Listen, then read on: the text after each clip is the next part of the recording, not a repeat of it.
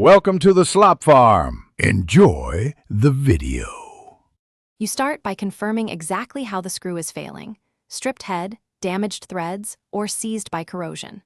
Once confirmed, clean around the screw and apply penetrating lubricant so your tools can bite. Choose the correct driver size and a firm grip. A worn driver will round the head. Secure the part in a vise to prevent torque from twisting the workpiece. Make sure to position light and magnification so you can see the thread engagement as you begin turning. You proceed by choosing extraction versus restoration based on damage. If the head is ruined, drill a centered pilot hole and use a left-hand extractor. That cuts into the metal as you turn counterclockwise. Once removed, inspect the internal threads. If they are distorted, chase them with a correctly sized tap or rethread with a die.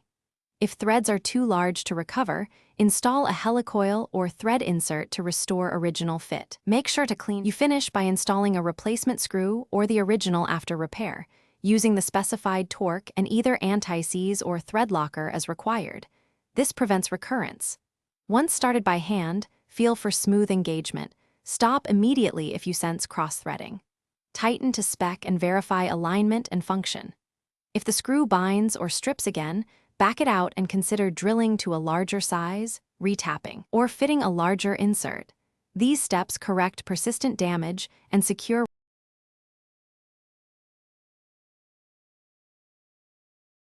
Thanks for watching. Consider subscribing if we helped you today.